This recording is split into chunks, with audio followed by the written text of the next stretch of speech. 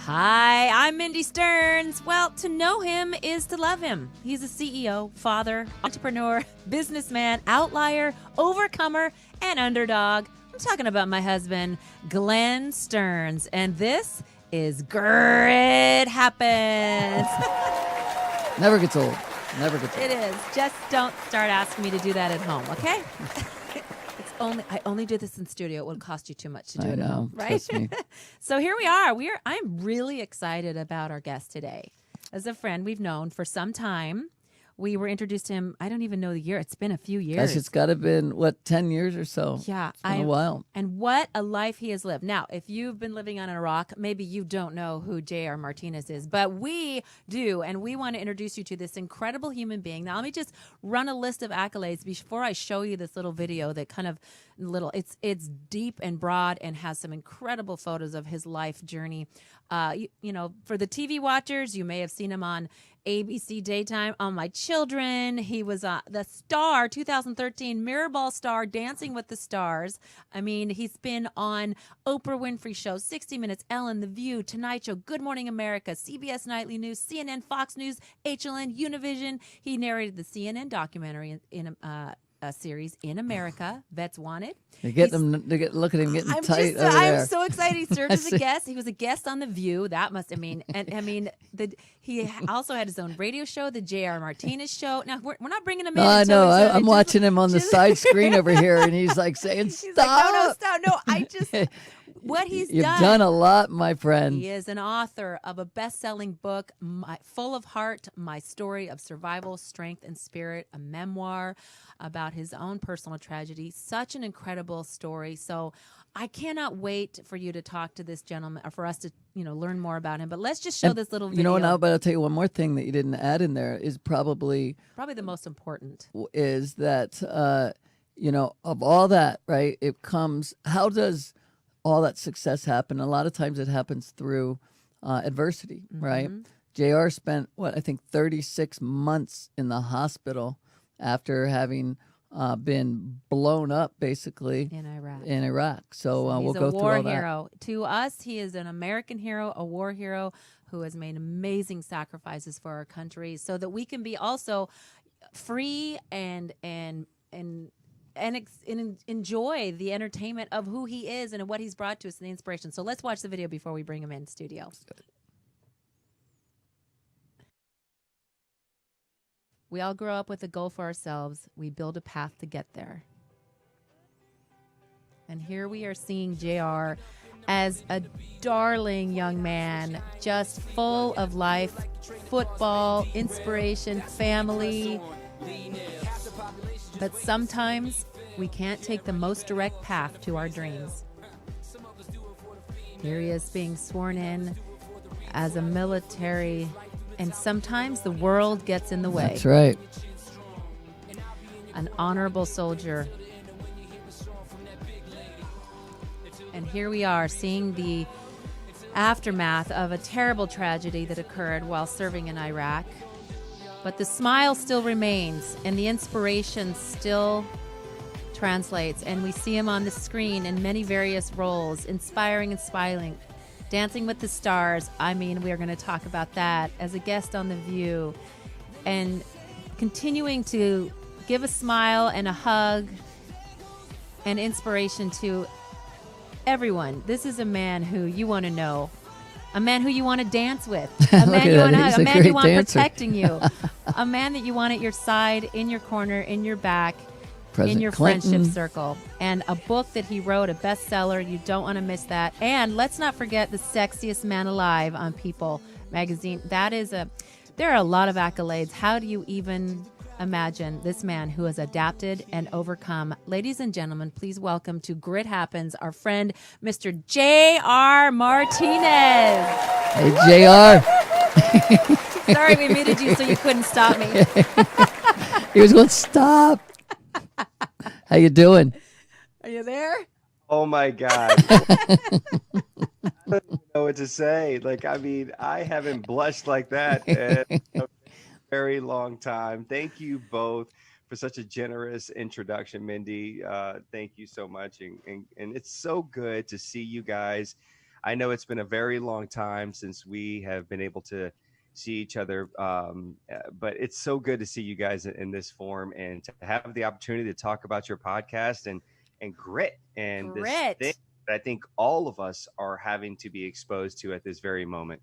That's right. You know, you say at the end there of your video, it's adapt and overcome. And that's been one of probably the lessons that we've tried to push out here, which we basically called pivoting, right? I mean, it's like when you get to a place in your life that, it doesn't go exactly the way you planned it, you can't just sit and become a victim. You have to change your course. You have to figure out a way. And obviously, you've done an amazing job in doing that.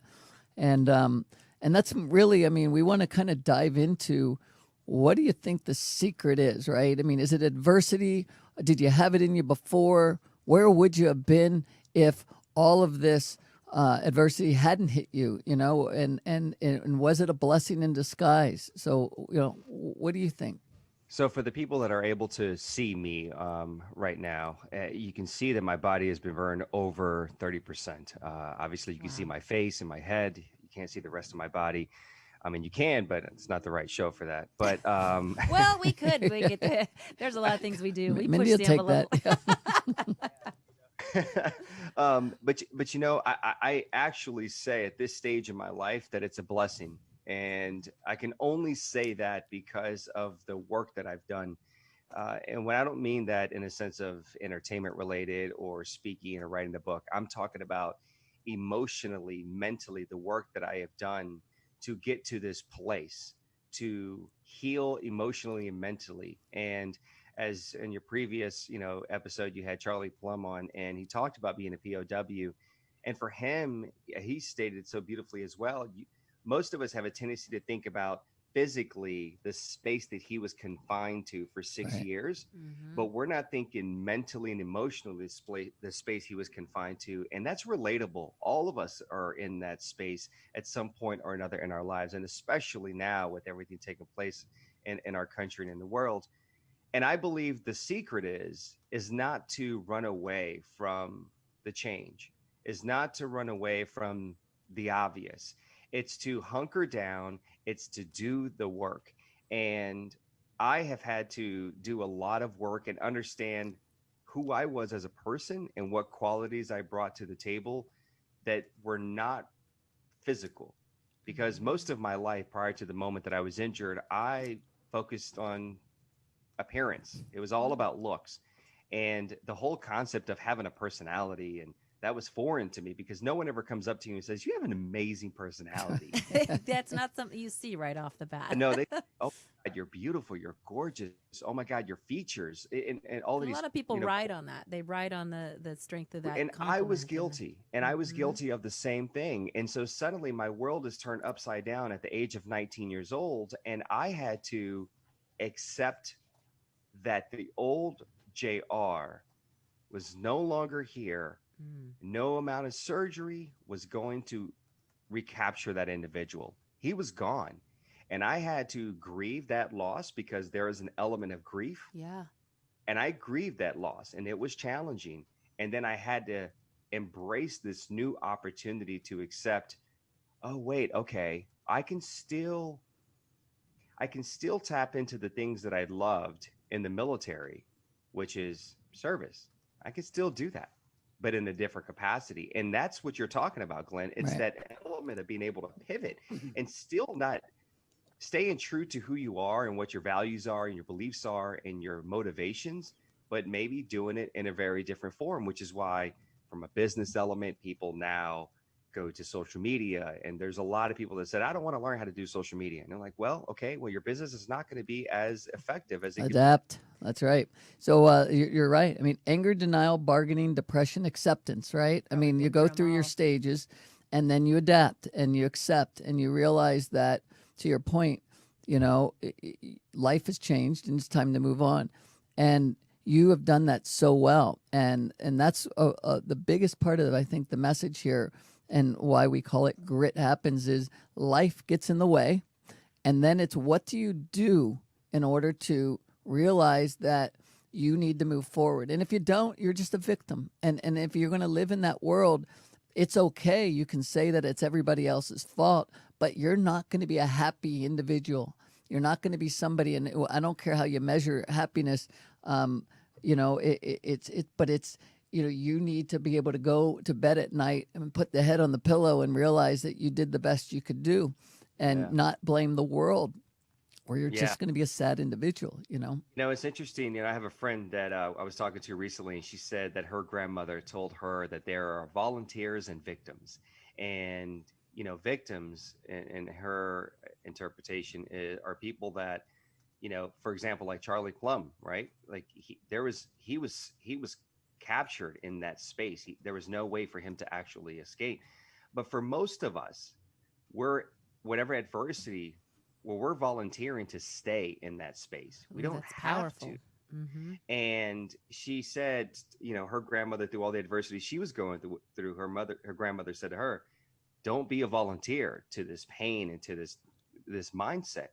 And, I believe that every single one of us have internally this ability and the tools to survive. But to thrive is a very different thing. Right. Like most of us, we feel like we're doing just enough to survive, but then how are you going to thrive? And I can honestly say, and a lot of people, here we are on a Memorial Day was just a few days ago. And with a lot of people look at that day and they're trying to understand maybe what that day is. They thank me, they thank other service members for our service. And obviously the day is, as both of you know very well, it's the day to honor those that have made the ultimate sacrifices and the families that they left behind. But I think about that, and I'm so blessed that there was a team of individuals that saved my life. And I'm so blessed that I get a second chance at life to figure it out. I don't want to waste it. Right. I don't want those men and women and families and children that have lost someone because they've made that incredible sacrifice. I don't want them to look at me and just say, oh my God, like he just blew it. I wish so-and-so was here. I want them to look at me and say, he is an extension of the person that we lost. Oh. He is an extension of that individual. And when we see him thriving, it puts a smile on our face because it allows me to believe that that's what our loved one would have done, right? That's how our loved one would be living life. That's who they were before what happened to them. And, a lot of people in our country, because as you guys know as well, less than 1% have served in our military. A lot of people, when they say thank you, in many cases, do they really even understand what they're saying thank you for? Right. And when you start to explain to them the traumas and the challenges that so many of our service members face when they're making that transition back home, whether they have physical wounds or not, because there's a different wound that exists, and it's the mental wound, it's the emotional wound. Charlie Plum, again, referred to it as post-traumatic stress disorder. I want people to understand that what happened to me was challenging, but what it did is it triggered every other trauma that I was exposed to before that day that my life was changed in Iraq. And I think it's important to say that because I had experiences and trauma that I was exposed to prior to joining the military. And the military was a way for me to, in many ways, give back to the country. This was after 9/11, be able to travel, be able to see the world, get some discipline, and serve. But then you throw now this adversity on top of that already existing trauma. Well, now you're going to get this young man that is incredibly confused, who doesn't have the tools and the resources, and to some degree a support system. And it doesn't mean that they didn't care. It just means that people didn't understand how to support me. And neither did I know how to convey what it was that I needed. And when I tell people that I'm blessed and lucky to be here today, the obvious is surviving Iraq. Yes, I'm blessed that I survived that. But I'm also referring to when I was 22 years old and I got out of the hospital after 34 months, and I was 23 years old, and I was 24 years old, and I was out in the world trying to find my space and my existence. I was a kid that was still grieving. And I was a kid that was using alcohol as a way to mask a lot of the pain and the emotions that I wanted to run away from. And it wasn't until my best friend one day in a very, I mean, intimate setting, just he and I, he said to me, we were out and I was just being just an unpleasant person to be around. And he challenged me He said, you need to cry. And what do you mean cry? I'm 24 years old. Like, you don't, what do you mean cry? I've never seen a man really cry. And he told me that there was a lot of pain and scars that I needed to address. And my what separates, I believe, many of us is I was willing to listen. I was willing to listen, and then I was willing to actually take the advice and say, well, let me try to do something with that. So, And that changed my life. That's a good friend. I mean, just who was that friend? His name is Dan Vargas, and he is 20-year Air Force veteran. And he is, I tell this story and I'm okay with sharing this. It doesn't, paint me in the best picture. I was young and I didn't know what I wanted, what I was doing. But this particular night, it was actually a fundraiser for a nonprofit that we worked for at the time. And it was, we were at a fundraiser, and it was 4 of us in a car, and all of them veterans. And one of the guys said something, and I snapped back, and I just everything just annoyed me because I wasn't happy with myself. And Dan, who was driving the car, tells me to chill out.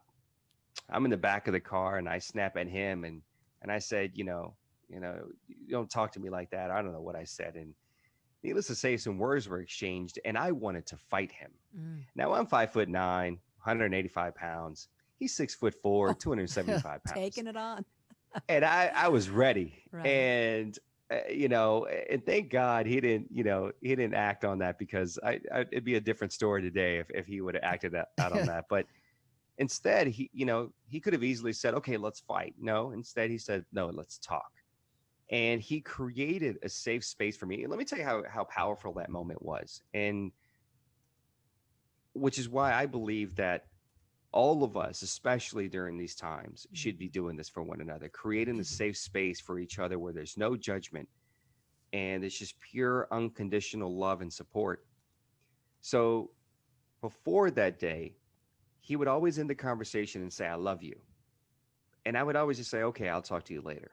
It just did. I'm not going to tell him I love him. Wow. Because my father left when I was 9 months old. I didn't have a man in my life that ever said, I love you, JR. That wasn't something I was comfortable with. Well, after that evening, the next day we're at the event, and I remember, we saw each other in the morning, and I hugged him and I said, I love you. And I was the one that initiated that.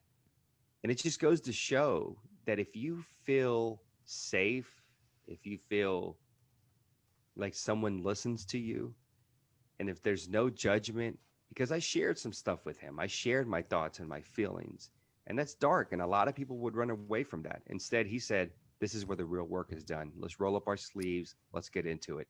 And I got to tell you, he's been there with me throughout the last 16 years since the moment we met. That's great. That's a good friend. I would, career, it's through my marriage, it's as a father, everything. He's always helped me understand how to pivot and how to approach whatever the scenario is. our again, I think what a lot happens to us is we build these walls and we are afraid to become vulnerable.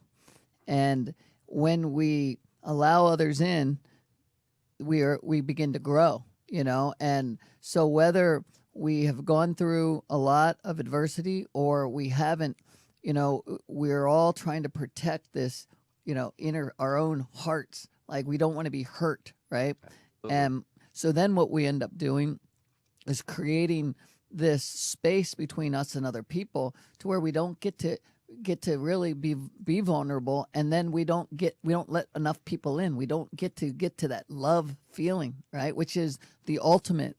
And I know that I was blessed in a way by having cancer, right? Same thing. It's the ability to see that life is short. And the ultimate that came out of that for me was that there's one real powerful emotion in the world. It's love. right? And so, my wife spent, so much time being a caretaker, and, and you realize how fortunate you are. And so, for those out there, whether they've been through the adversity or they get to just be lucky enough to listen to other people who've been through it, letting people in and learning how, because, again, when we get to that final day, it's all about the growth, right? What are you going to think about? You obviously aren't going to think about how long you worked and all that stuff. You're going to think about the loved ones that you have.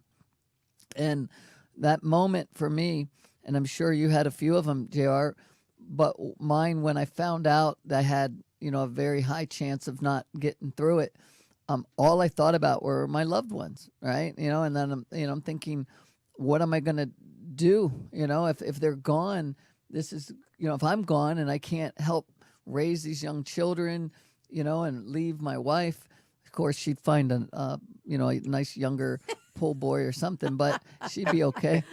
The same intro that you got, so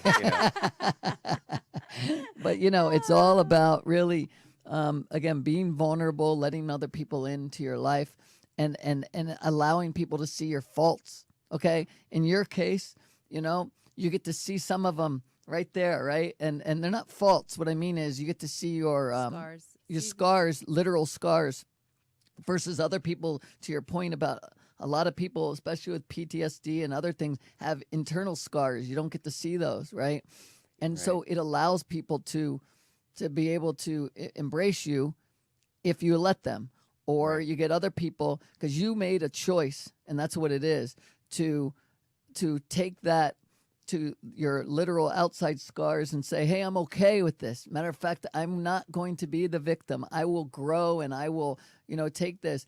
And then people can say, they can admire the fact that, because I think most people that push through pain, either physical or mental pain, you don't realize what they've overcome. And the ones that you do, take Muhammad Ali or a fighter, and you watch them in the ring, you admire them for, almost going down, yet they still stick it out, and so, and then you get this feeling of pride, I guess, that you didn't go down for the count, and it's so important, I think, because we also teach others, and we also have, a lot more self-growth through confidence. When we have that confidence, it allows other people to feel it, and other people want confidence, and so it allows them to kind of grow. Well, I think the key is, like, I think it's Brene Brown that says, in vulnerability, you find community. And it's so true, but it's in our nature. It's not in our nature to adapt to change. It's in our nature to resist the change. And we have to go against our nature to really overcome that, because that's right. Yeah, like to actually, for all of us to sit here and accept what our vision was. Like, again, I keep referring back to the episode of Charlie Plum, but I mean, it was so powerful. But he talked about being in that confined space for 6 years. He was married before he left. And all he did was make up plans of what his life and his marriage was going to be like when he came home. And then, as you guys know, and as he said, 3 months before he came home, she filed for divorce. She moved on. She didn't know. And he all of that changed. And all of us have these plans and these goals we set out for ourselves at whatever stage in our lives. But when it doesn't go that, the way that we had planned and envisioned it, because of somebody else's path and their course, or what we see on television, or whatever we just make up in our head, then what do we do? And that you have to accept, okay, I wasn't successful taking this path and this trajectory. Maybe I should. What's the lesson here? What and letting go of certain things, and then accepting that new opportunity to reinvent yourself. But it's, I recently, like everybody, I feel, watched that ESPN The Last Dance about the 1998 Chicago Bulls, and it turned into more about Michael Jordan. But the reason why he is arguably one of the greatest, or if not the greatest, to ever play the game of basketball. I mean, he was rejected, and he had all of this adversity up against it, but he always understood mentally I need to get in the right headspace. Right. And by doing that, the body follows. And for me, that is, I mean, I It's can true. tell you that It's true. when you said, Glenn, that I made that choice to not be this and to be something else, I want people to understand because it's easy to look at Glenn and Mindy and JR and all the other guests that you've had on your podcast and say, well, look where they are. Yeah, it's great. It's easy. I want that life. But what a lot of people don't understand, because we're all so busy, we don't have time to really dive in to understand people's lives, is that the three of us have not made we didn't make just one choice and one decision in our lives. It's almost like that late night infomercial where, they're like, you show this product and you're like, oh, I really want that product, right? We've got them all. Mindy took them and bought them at midnight, but by the way. And yeah, and then you call or you go online to place the order and they'll tell you, yeah, it's $19.99, but 5 or 6 or 10 payments of $19.99. That's life. It's not one decision, one choice. You're going to consistently have to make choices and decisions, and you're going to be challenged.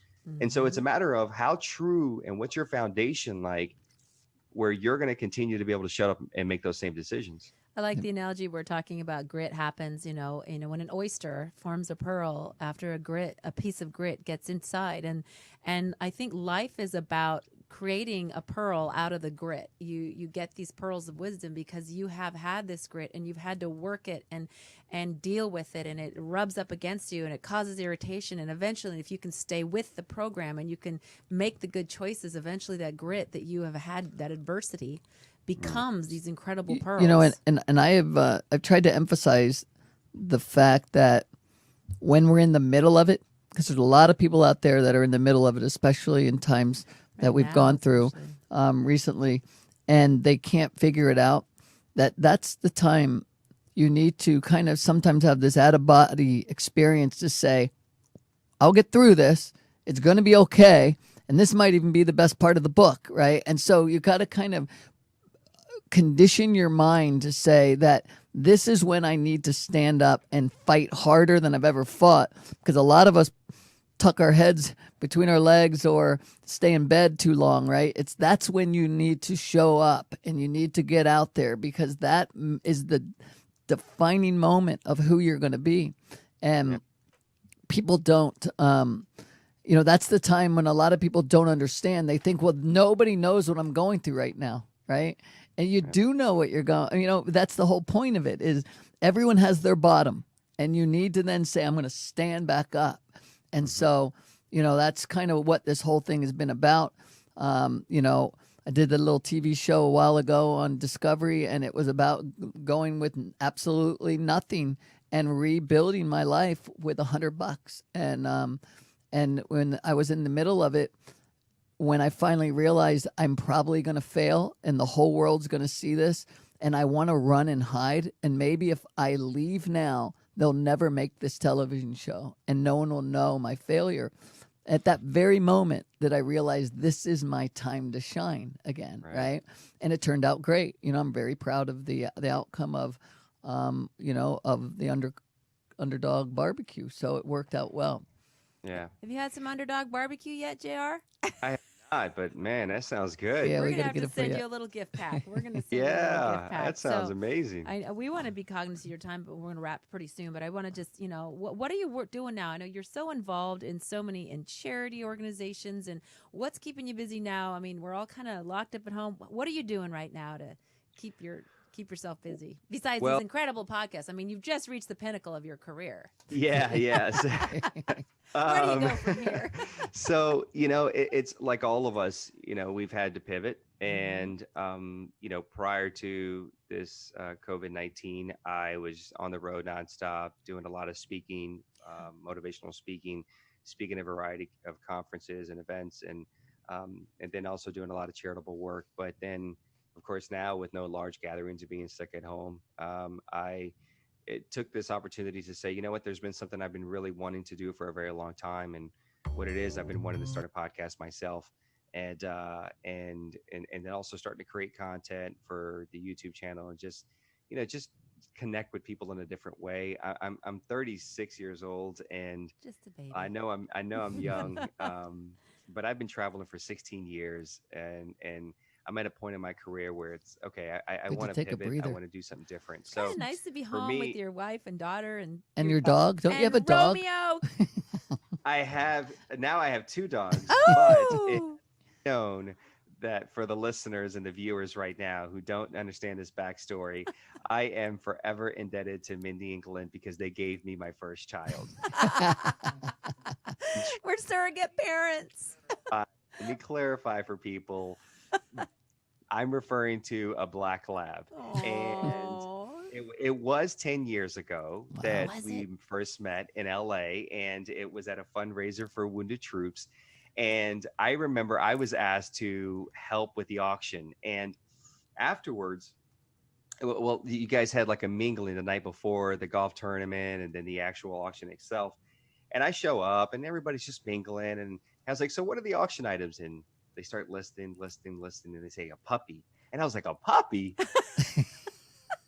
I was like, where's the puppy? And they say, well, it's here. And I was like, oh, okay, can I see the puppy? And he comes out, this little 8-week black lab. And I just like, I melted. And I Remember went that. home. And I don't know if you guys ever knew this, but I went home and I started thinking, okay, so how much do I think I could bid? And I think I came up with like $1,000. I've never seen anyone like a puppy, which he was intended to be a service dog, that he was going to go get trained. That was the whole idea. And I didn't know. So I was like, $1,000. So I show up at the event the next day and we get to the puppy, and Glenn and Mindy, you guys stand up and you bid on him, and it passed $1,000. well fast. You're like jerks. Well, it wasn't meant to be. And then you start kind of justifying it. Well, I travel a lot. It's not the right time. Aw. And I never forget you, Mindy, you stood up and you raised your hand and you said, can I say a few words? And of course, you were like, yeah, of course. And so you come up on stage. And I remember I was grabbing like a quilt, which was the next auction item. I think. And I'm just, rubbing my face in it, crying. I lost him. And then the both of you so kindly said, we love this organization. We love this dog. We have dogs of our own, but we want to give it to JR. And I just remember I melted. And I have to tell you guys that, obviously you guys were aware of the connection I felt with him. He has been one of the most incredible and best blessings I ever could have asked for. He has been there with me through so much. And although he isn't necessarily certified as a service dog, he is like my service dog. He is my emotional support. He is, when our daughter was born, she grew up understanding that she was the second child. And to validate that, I remember taking her to the dentist when she was like 4 years old, and the dentist, small talk to get her comfortable, asked, well, do you have any brothers and sisters? She said, I have a brother. And I'm in the back like, oh no. And then, well, is he older, younger? He's older. Is he nice to you? Oh, he's very nice. Oh, well, do you guys play? What does he like to do? Oh, he loves to play catch. He's always playing catch, but we don't give him a lot of water. We can't give him a lot of water because he throws up. And he just turns around and looks at me like, what is going on? And I was like, it's a black lab. He just doesn't stop. He bites me from time to time. Is he right there? Where is Romeo? Yeah. Oh, I want to see Romeo. We got to thank Lori Baker, who brought us together and introduced you to it, and made He's that an old connection. man now. He's like, That's 10. right. He's still got some life. Come on, Romeo. Where's Romeo? Come on, Romeo. Oh, is he grown? Look at. Oh my gosh. I love so to show you how much he means to me, he's I got remember a great chin. I love when my wife and I started dating, he was already 6 months old, and I'd go and before go to bed, I'd go and I'd go to Romeo like, I love you, buddy. And I'd get in bed and I'd look over her and I'm like, good night. Glenn gets the same. Yeah. Glenn understands. Oh, man. What is it about Damn. being second in line? He has been such a blessing to our family, and I can't thank you guys enough. And I'm just forever indebted to the both of you, to Lori. Um, Oh, but he's my guy. I mean, I can't tell you, I've had so many moments, right, buddy? I mean, he's your been around. buddy. He's been around the freaking country with I me. just love that dog. Oh, and he's just happy to be there with me. But you know, I have this life that I have today, guys. I know we're gonna wrap soon, but I have this life that I have because I was willing to do the work, and I was willing to let go of a lot of things, whether it was the scars or the person or the ideas that I had prior to my life, you know, being turned upside down.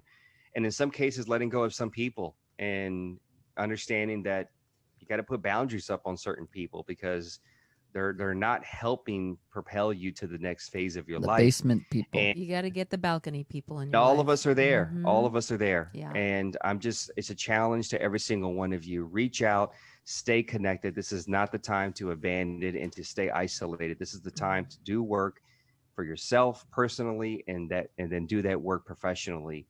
Because when we get back to our norm, whatever that norm it looks like, you want to be ready and you want to be a different person. You want to come out of this, because the one thing all of us complain about, including myself, we never have enough time. Well, now we have it. What are we going to do with it? So, oh, you know what, JR? We are so touched by your time that you took with us, and people can find out more about your story by getting your book. Is that available? It's on my website, so you can go to rmartinez.com. That's where you can also find information related to just follow me on social media, or obviously you guys have it up as well. Thank you. But I got to have you guys on my podcast now. It's called We'll be there. What's it called? It's called Rebirth. And Rebirth. the whole idea is that a lot of veterans refer to the day that they were injured as their alive day.